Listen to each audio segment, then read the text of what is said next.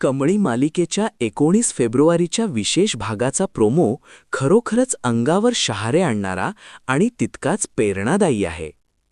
कमळी विशेष भाग. शिवजयंतीनिमित्त रायगडावर घुमणार स्वाभिमानाची गर्जना. कमळी मालिकेच्या आगामी भागात प्रेक्षकांना स्वराज्याच्या राजधानीचा म्हणजेच किल्ले रायगडाचा गौरवशाली इतिहास अनुभवायला मिळणार आहे. 19 फेब्रुवारीच्या विशेष प्रोमोमध्ये आपण पाहणार आहोत की ऋषी सर, कमळी आणि सर्व विद्यार्थी रायगड दर्शनासाठी आले आहेत. गडाची भव्यता पाहून कमळी भारावून जाते आणि ऋषी सरांना म्हणते, सर, रायगडावरची ही हवा म्हणजे स्वराज्याचा नाद आहे. सर्व विद्यार्थी उत्साहात पुढे जात असताना आनिका मात्र गर्दीत एकटी मागे पडते.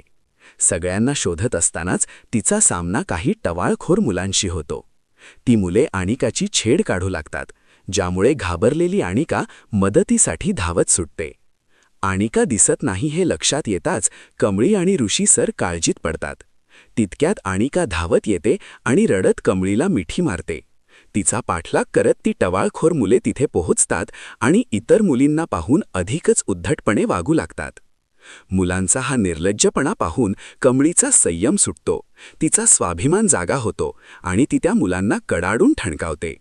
काय रे, शिवछत्रपतींच्या या पवित्र गडावर हे असले घाणेरडे धंदे करायला येता का?